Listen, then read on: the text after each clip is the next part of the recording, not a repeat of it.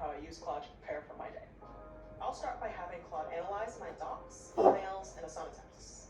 So Claude is searching through my Google Workspace. It's pulling together information from my calendar, my email, and my Asana to-do list into a report that's organized and neat and shows me exactly what's on my plate for today. Turns out, there's a meeting later to think about moving forward some educational research endeavors for the team. Okay, let's use Claude to prep for this research meeting. I'm going to use our latest model's in-depth research capabilities to help me out here. I'm going to ask Claude to pull up the education proposal and then analyze the proposal and conduct a thorough literature review for each of the research questions. So now Claude's working, and Claude is first looking through my drive, searching the web, and trying to find all the different pieces of academic literature. Now that Claude's finished with everything, Claude's compiled every single thing that it's found into one neat report for me to read through. You know, back when I worked in academia, a literature review like this could take me at least half a day just to find all the relevant sources, let alone weeks to digest everything and understand what was relevant and what isn't. I can spend so much more time putting together the big picture strategy for the team, and also, maybe just get a refund. Today, my top priority is our Anthropic Developer Conference, Code with Claude. We want to have a Claude Cafe pop-up. Let's ask Claude Code to help us build an order management system. Normally, building a web app would take weeks of coding. With Claude Code, I can delegate the execution, so I can spend more time with our customers to inform our product roadmap. Okay, let's give Claude Code some context about the event so it can make the right implementation decisions. We need a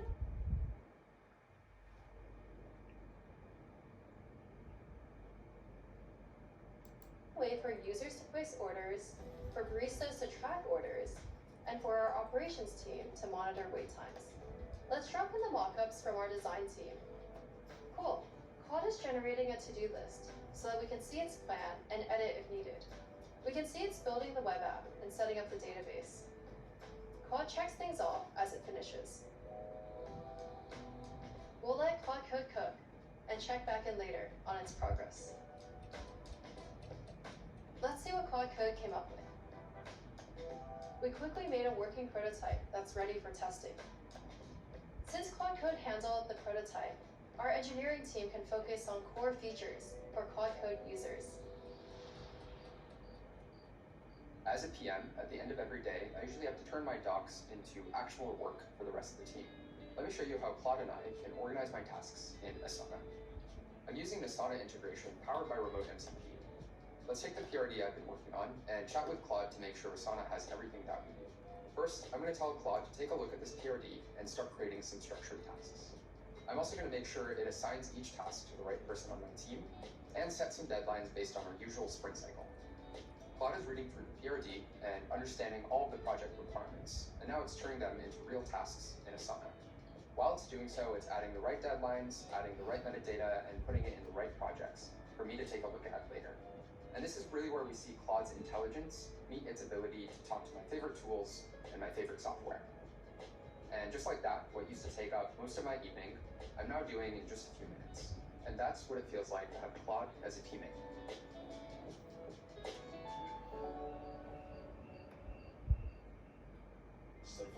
Resource Limited, qualified signal.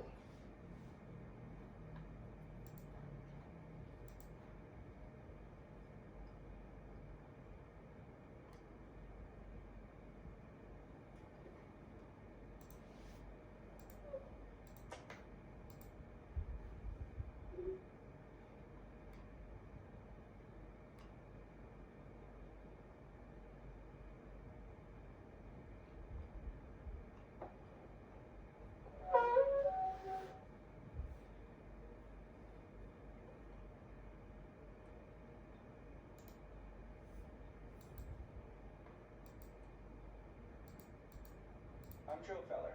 I'm a professor at the Cork University Business School. My name is Drew Bent, and I'm a teacher, programmer, and a member of technical staff at Anthropic.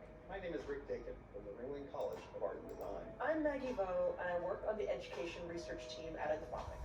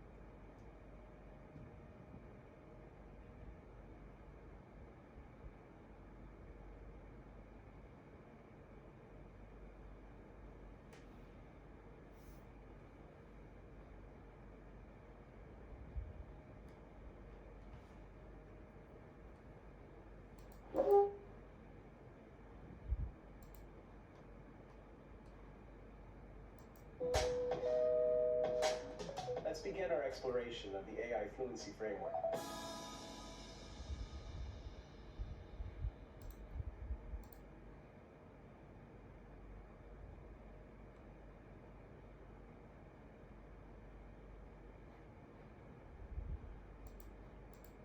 The focus of this course is not really about AI as a technology. Instead, it's mostly about you and I, us humans, and how we interact and collaborate with AI systems. It's about imagining possibilities that don't treat AI as some sort of next-level spell checker, but instead as a trusted partner for doing creative and innovative problem-solving work. And it's about approaching these possibilities confidently and capably. Let's face it, the AI world moves extremely quickly, and it's very hard to know where to start or how to keep up, unless you have a grounding, fundamental framework to guide you and get you past that next prompt engineering fad. That's why we're publishing this course. In this course, we explore AI fluency, our ability to engage with AI systems in ways that are effective, efficient, ethical, and safe. You'll learn plenty of practical skills, but it isn't just another collection of technical definitions or prompting tips that may be outdated next month. This course is about fundamentally shifting how we approach AI. We want to change how we think about AI so that we can learn how to think with AI. Over the last few years, AI has transformed from specialized technologies to interactive systems that millions use daily, at school, at work, and at home. This transformation creates both opportunities and uncertainty. We see organizations adopting AI without clear strategies. We watch people growing frustrated with systems that they don't fully understand. And we're all experiencing a widening gap between what's possible and what feels comfortable and intuitive.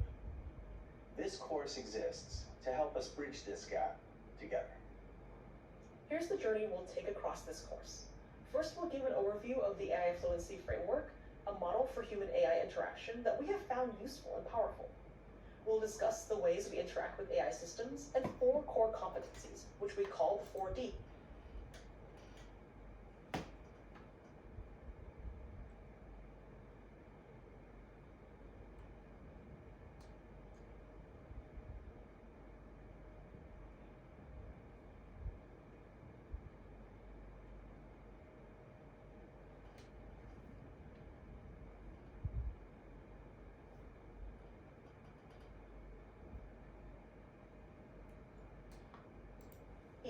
That transform those interactions into something richer and much more rewarding. Then, we'll look at each competence.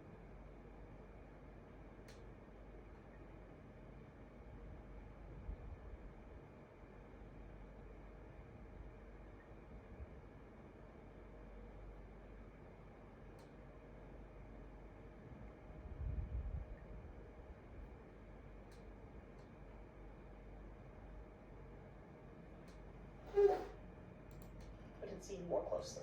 In brief, these are delegation, which asks when should humans do work and when should AI? Description, which asks how do we communicate clearly with AI systems? Discernment, which asks how do we evaluate what AI gives us? And diligence, which asks how do we ensure our interaction with AI is responsible, transparent, and accountable? Each section includes focused videos paired with exercises and materials to build practical understanding. We hope you'll spend much of your time during this course trying what you're learning.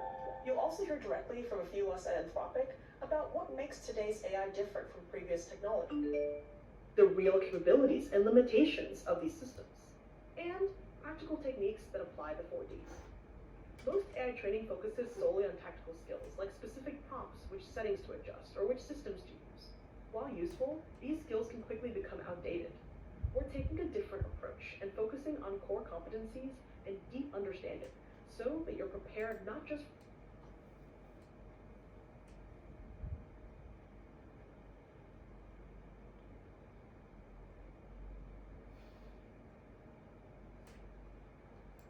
for today's AI, but for the changes to come.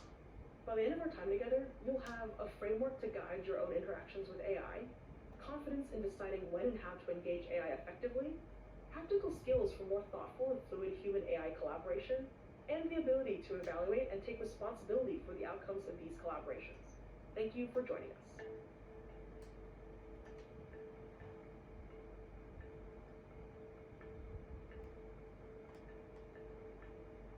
Skills for more thoughtful and fluid.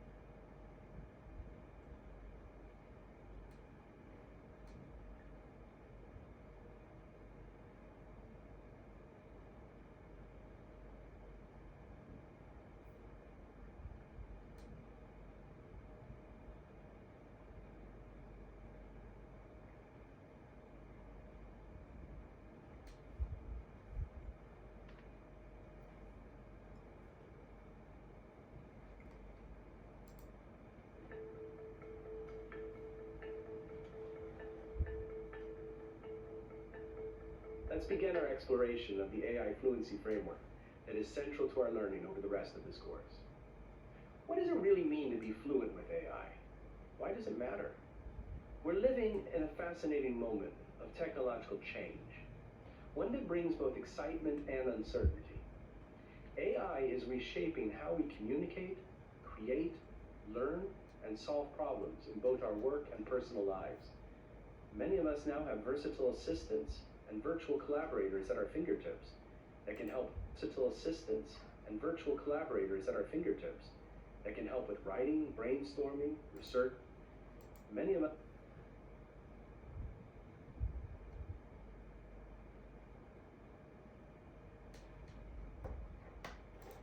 now have versatile assistants and virtual collaborators at our fingertips that can help with writing, brainstorming, researching, decision making, and much more. But here's the thing. Having these powerful systems doesn't automatically mean we know how to make the most of them or to engage with them responsibly. Think about a time when you got an unexpected response from an AI and you weren't sure how to proceed, or when you struggled to explain exactly what you needed and left the interaction feeling frustrated. Or perhaps you've wondered if the information you're sharing is being properly protected. All of these moments highlight the gaps between simply having access to AI and truly being fluent with it. So how do we move beyond just knowing a few prompt tricks to developing a thoughtful and responsible approach that will continue to serve us well as AI keeps evolving? What exactly does AI fluency look like? AI fluency isn't just about being a technical expert or memorizing the 10 best prompts for whatever trending task is popular this month. It's about developing a collection of practical skills, knowledge, insights, and values that reinforce each other and adapt as the technology changes. At its heart, AI fluency means interacting with AI systems in ways that are effective, efficient, ethical, and safe.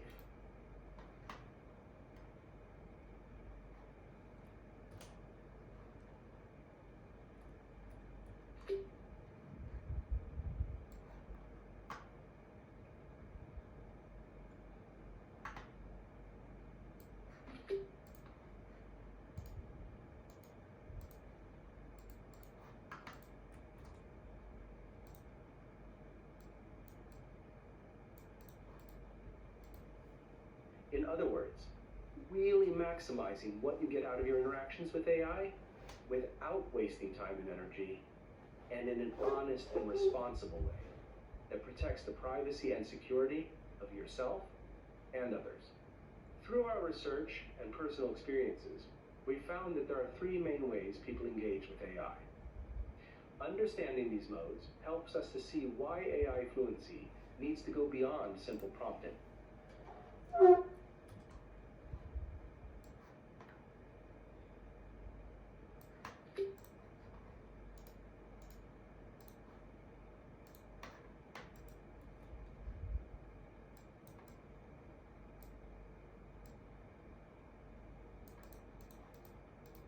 Engineering. The first way we interact with AI is through automation, where an AI assistant completes a specific task based on your instructions. For example, you might ask an AI to summarize a document for you, or draft an email, or create an image, or plan a trip itinerary. You define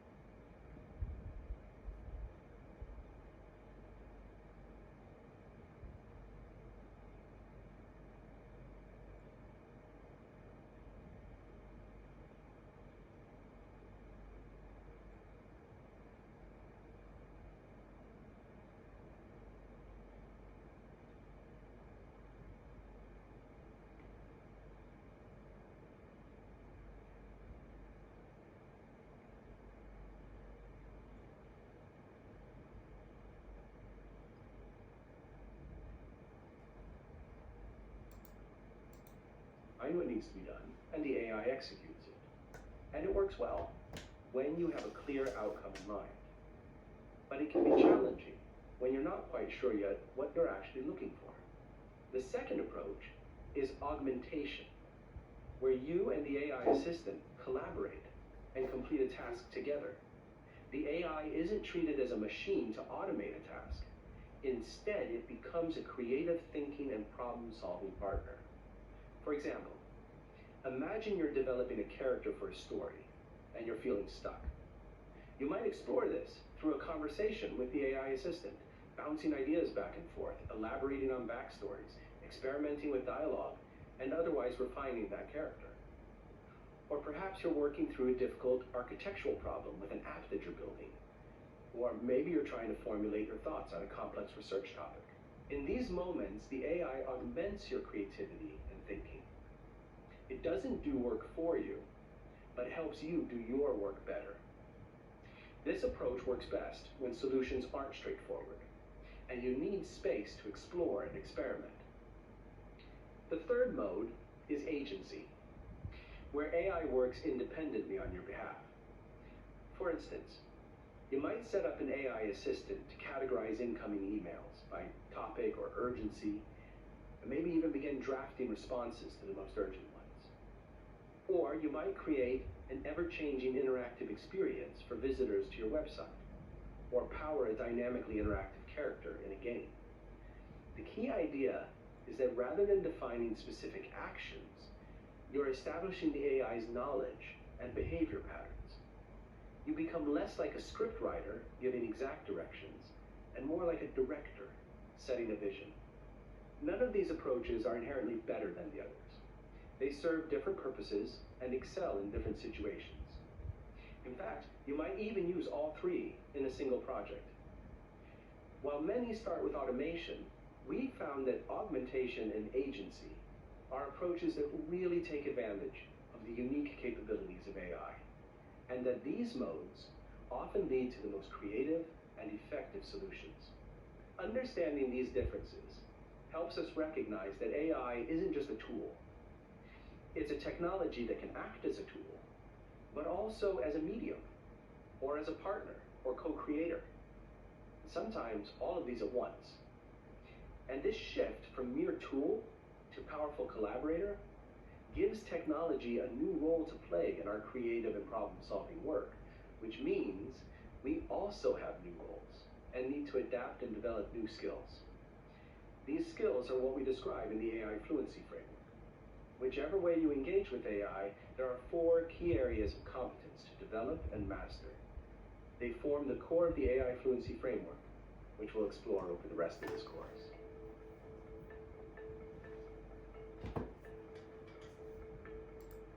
Or as a partner, develop new skills.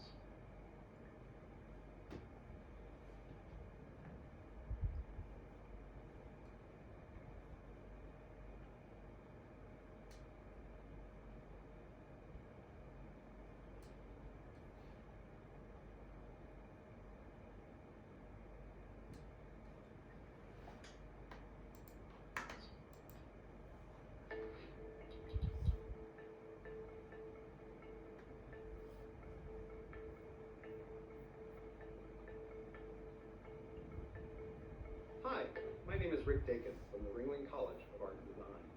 Now that we've explored what AI fluency means and the different ways we interact with AI, let's dive into the core competencies that help us navigate AI collaboration effectively, efficiently, ethically, and safely. No matter how you're working with AI, whether through automation, augmentation, or agency, there are 4 essential competencies that make all the difference. We call them the 4 Ds: delegation, description, discernment, and diligence. First is delegation, which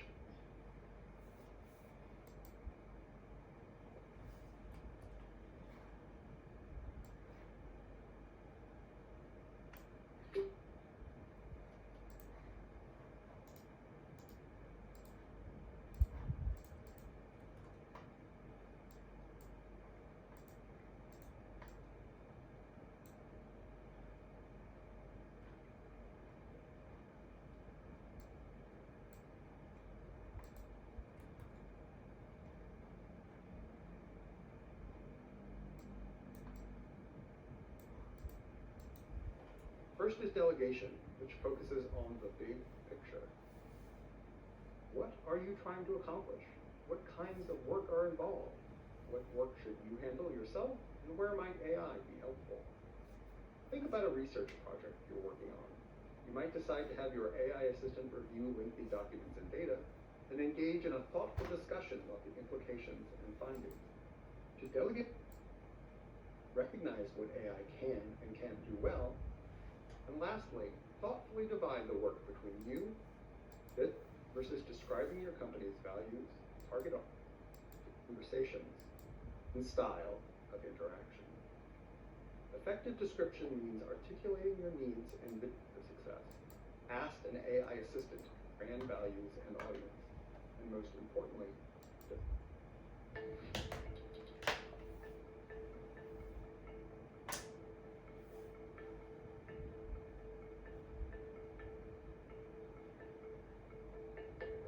Hi, my name is Drew Bent, and I'm a teacher, programmer, and member of technical staff at Anthropic.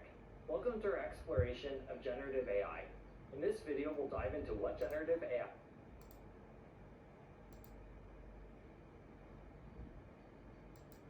actually is,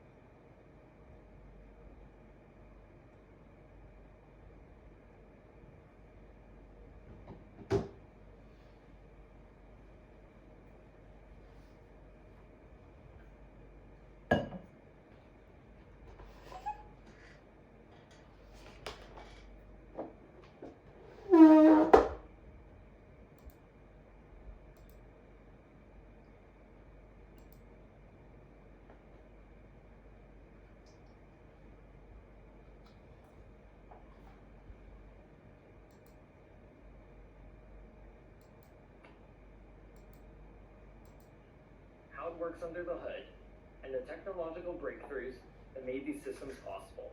You might interact with generative AI daily without fully understanding what's happening behind the scenes.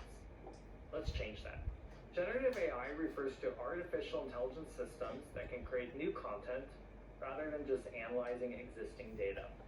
For example, while traditional AI might classify emails as spam or not spam based on patterns, generative AI can write a completely new email for you.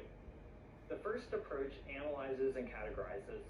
The second creates something new that didn't exist before.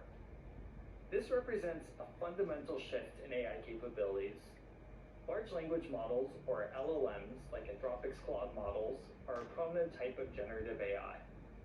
They're called language models because they're trained to predict and generate human language, and large because they contain billions of parameters, mathematical values that determine how the model processes information, somewhat like synaptic connections in your brain.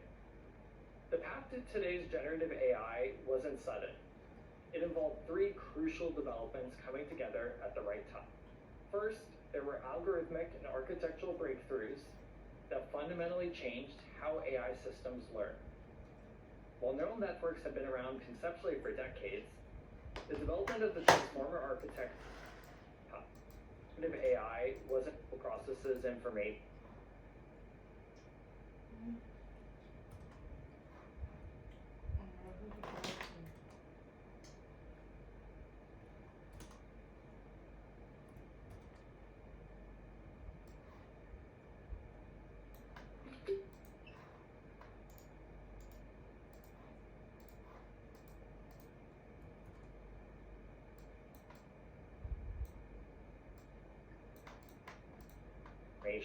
Somewhat like the path to today's generative AI wasn't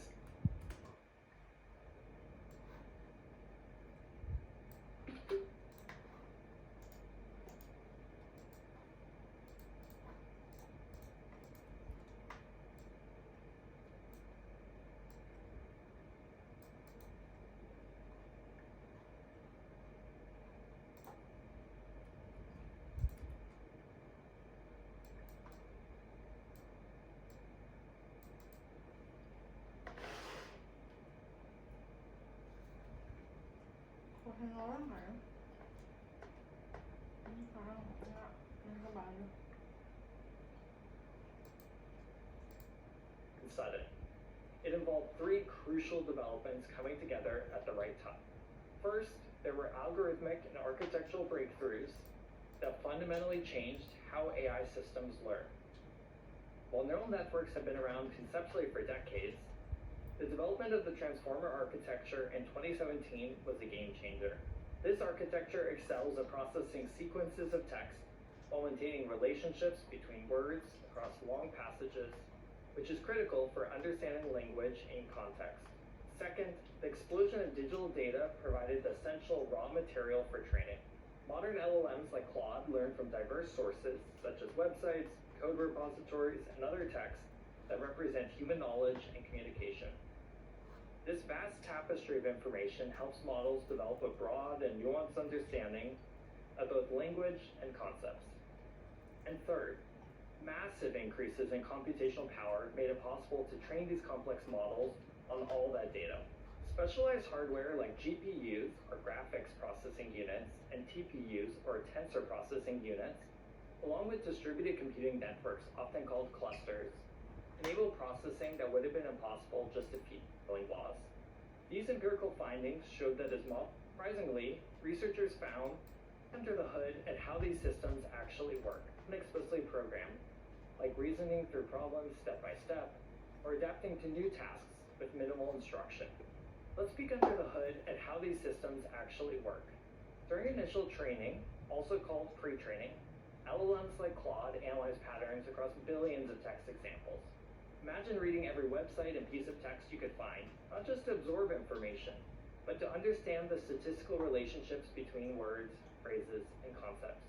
At this stage, the model essentially builds something like a complex map of language and knowledge. This pre-training process involves showing the model text and asking it to predict what comes next.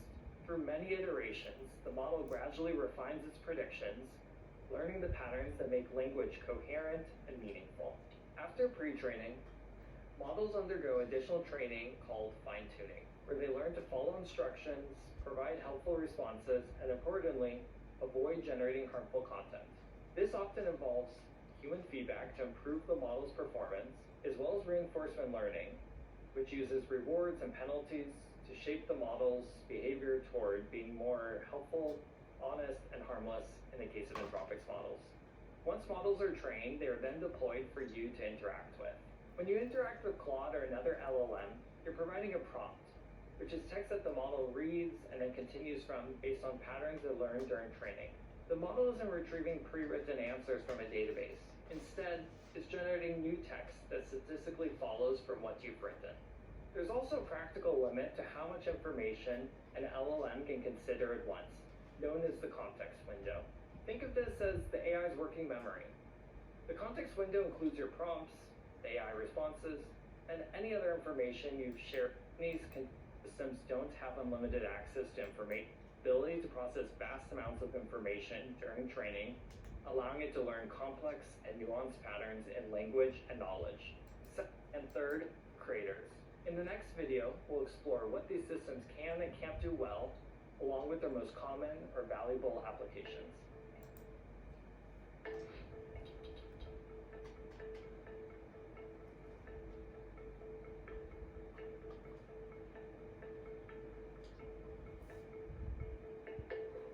Let's now examine LLMs. They're skilled with language in ways that seemed impossible just a few years ago. Crafting emails that capture your voice between languages, microbiology is how these models training, conversation, back information sources, allowing them to search the web, process files, or even use other, but they can help. So certain when they were trained, the point after which they have no innate knowledge of the world. For example, a model with a cutoff date of November 2024 means that it wasn't trained on any data after November 2020. So they left. Models need tools like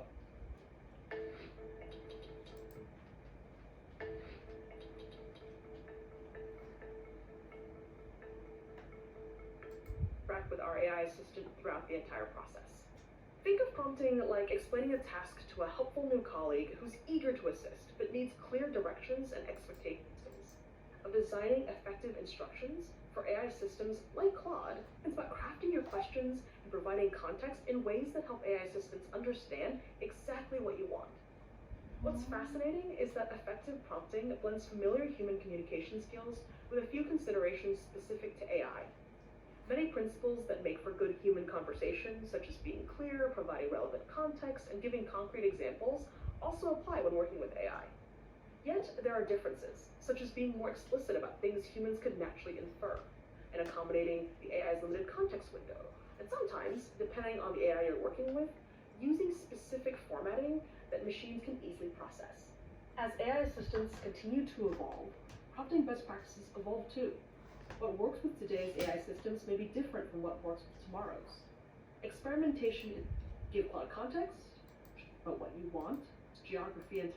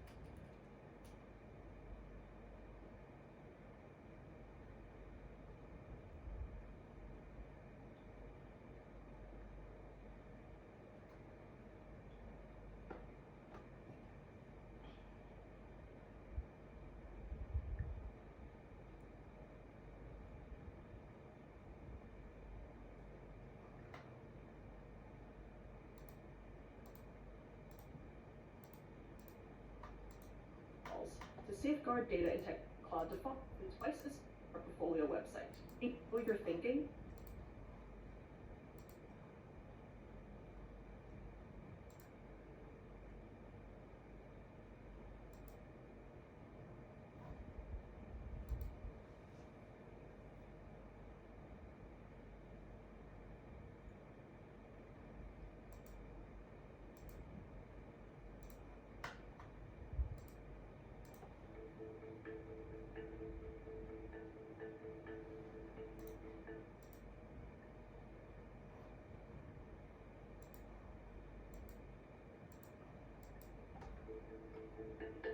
Let's explore one of the most practical skills when working with AI, crafting effective prompts.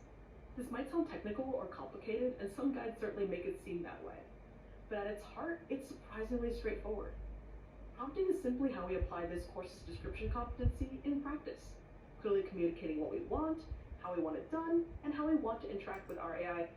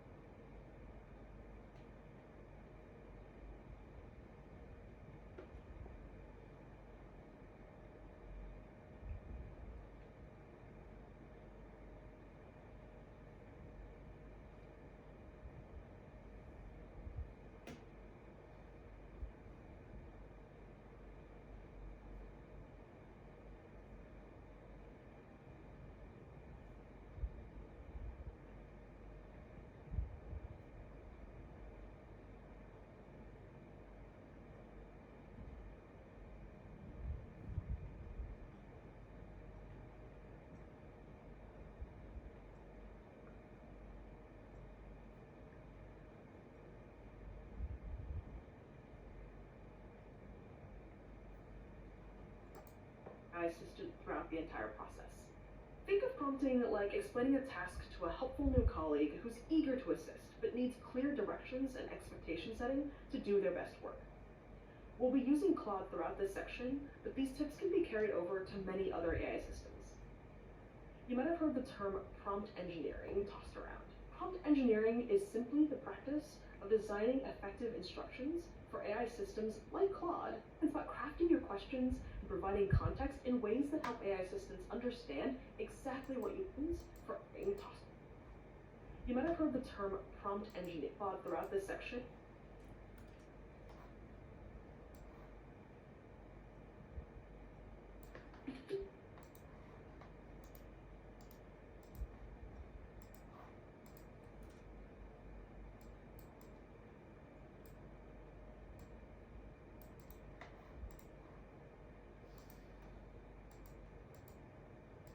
Providing context in ways that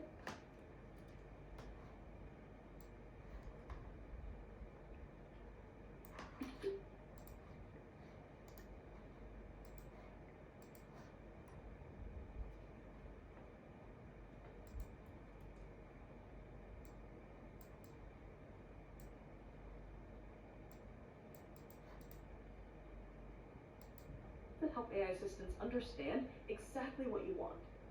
What's fascinating is that effective prompting blends familiar human communication skills with a few considerations specific to AI. Many principles that make for good human conversation, such as being clear, providing relevant context, and giving concrete examples, also apply when working with AI. Yet, there are differences, such as being more explicit about things humans could naturally infer, and accommodating the AI's limited context window. And sometimes, depending on the AI you're working with, using specific formatting that machines can easily process. As AI assistants continue to evolve, prompting best practices evolve too. What works with today's AI systems may be different from what works with tomorrow's. Experimentation is key to discovering what works best for your specific needs. In this video, we'll mainly explore 6 foundational prompting tips that will go a long way toward helping you effectively communicate and collaborate with Claude and other AI systems. They are: give Claude context, show examples of what good looks like, specify output constraints, break complex tasks into steps, ask Claude to think first, and define Claude's role, style, or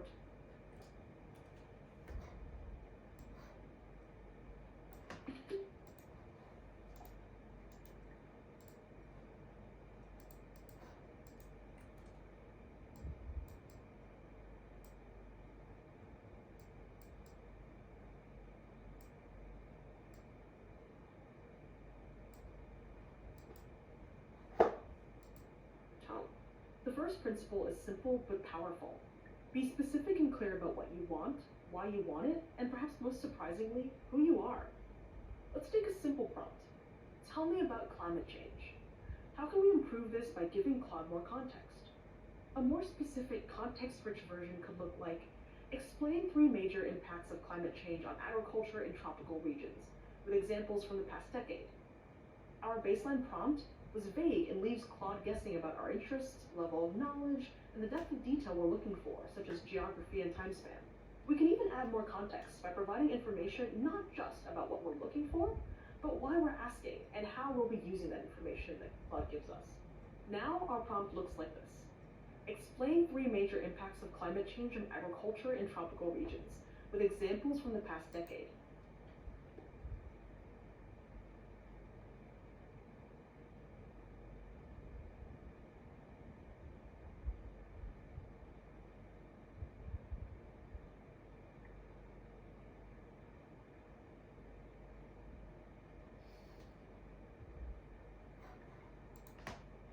Preparing for a job interview at an agricultural research lab in Indonesia. I have a degree in ecology, but no specific knowledge on climate change. Write a summary of key concepts that would help me speak intelligently in the interview. All this added context helps tailor Claude's response to your specific situation and knowledge level. This kind of background information is something we naturally provide in human conversations, but might forget to include when talking with Claude. Sometimes showing is better than telling. Providing examples of the kind of output you're looking for can be incredibly effective. This is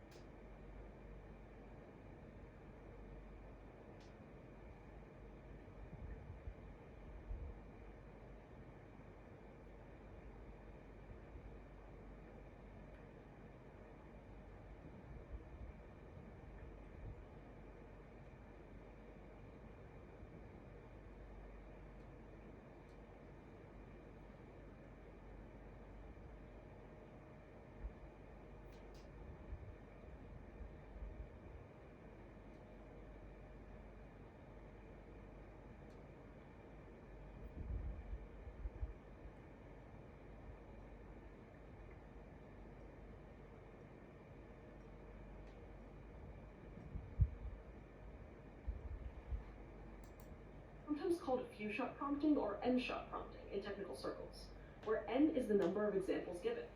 But it's really just about showing the AI examples for it to emulate. For instance, take the following prompt.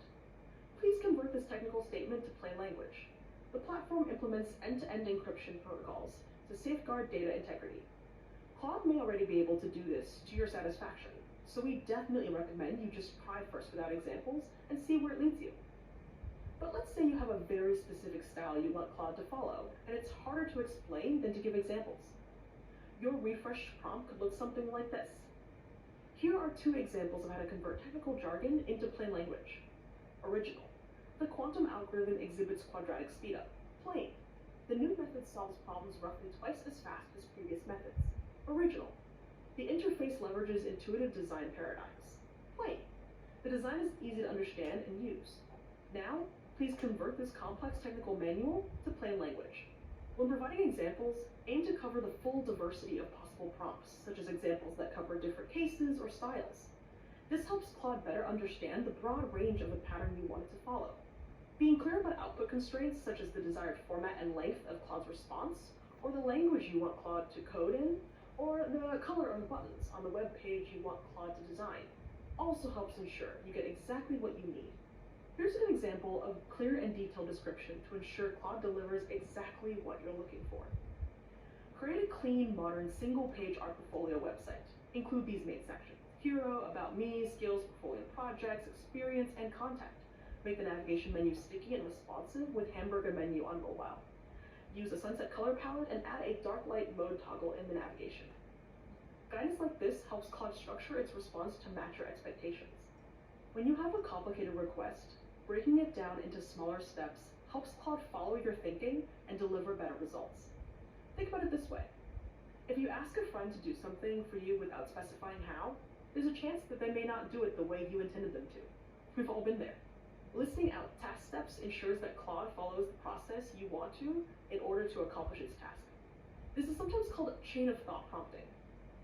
For example, instead of asking Claude to analyze this quarterly sales data, you might say, I'd like to analyze this quarterly sales data. Please approach this by looking through our sales records to identify the top performing products, comparing current quarter results to the previous quarter, highlighting any unusual trends or patterns, and then suggesting possible reasons for these trends. By default, you may not need to do this, especially for tasks that are relatively straightforward. Furthermore, modern reasoning models or extended thinking models are increasingly capable of performing step-by-step reasoning on their own, but you can still guide this process to ensure it aligns with your needs. The more variance there is in ways to execute the task well, or the more that proper task execution relies on experience and knowledge you've gained as a domain expert, the more you should consider taking the time to translate that knowledge into Claude. Relatedly, sometimes it can be helpful to explicitly give AI assistants like Claude space to work through its process first before executing its task. This approach helps Claude produce more thorough and well-considered responses. For example, you can add this to your prompt. Before answering, please think through this problem carefully. Consider the different factors involved, potential constraints, and various approaches before recommending the best solution. As I mentioned, modern reasoning or extended thinking models by default think before acting. But if you're working with an AI assistant that does not think first by default, you can still prompt the AI to do so. I want to note the importance of giving the AI assistant space to think before doing its task, not after, if you want that thinking to increase the quality of the AI's work, just like how having space to think before you act is different than acting first, then being asked to explain your thinking afterwards. As a side benefit, this also allows you to better see where the AI assistant might be going astray, and thus, where you could hone your description competency further by providing more guidance. Specifying how you want Claude to communicate and behave can significantly change how it approaches the task. By specifying the level of expected expertise, the perspective you want it to take, or its communication style, you can guide both Claude's interaction with you and the final result of what it produces. Simply put, who do you want the AI to act as? For example, take this prompt. Please explain how rainbows form from the perspective of an experienced science teacher speaking to a bright 10-year-old who's interested in science. This is also a good way to brainstorm or get feedback. You can specify a general role or even ask Claude to take on the persona of a specific figure, such as Richard Feynman, when asking for physics explanations. Here's another example. As a UX design expert, review this website wireframe and suggest 3 improvements focusing on user navigation and accessibility. Perhaps the most powerful technique is asking Claude to help improve your prompt. When you're not sure how to ask for something or how to improve your prompt, describe to Claude your issue or situation and ask it to make your prompt better or write your prompt for you. I'm trying to get you, Claude, to help me with goal. I'm not sure how to phrase my request to get the best results. Can you help me craft an effective prompt for this? Here's where Claude and other AI assistants may vary most in terms of performance, so we suggest you experiment with different models as part of practicing delegation. Effective prompting is iterative and experimental. AI systems and best practices are constantly evolving, so what works today may change tomorrow. Your first attempt won't always yield a perfect result, and that's expected. When a response isn't quite what you need, try refining your approach by playing around with any of the techniques we mentioned, such as add more specificity or context. Provide examples of your desired output.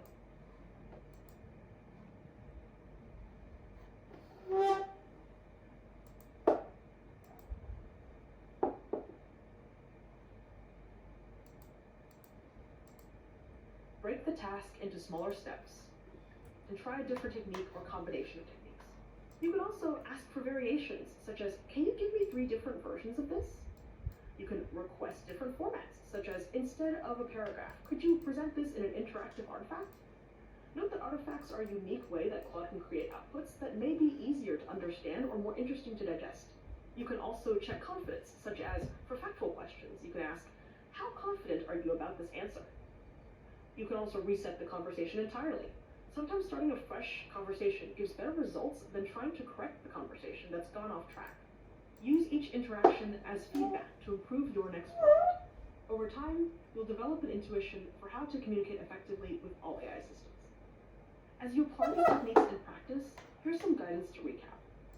Some patterns consistently work well, starting with a clear task overview statement including format specifications and examples, setting explicit constraints or requirements, providing rich and relevant background information, and common mistakes to avoid are assuming that Claude can read your mind, or overloading a single prompt or conversation with multiple unrelated tasks, being too vague about what success looks like, and not providing feedback on previous responses.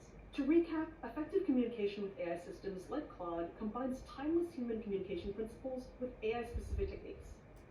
The approaches we've covered will serve you well across different AI systems.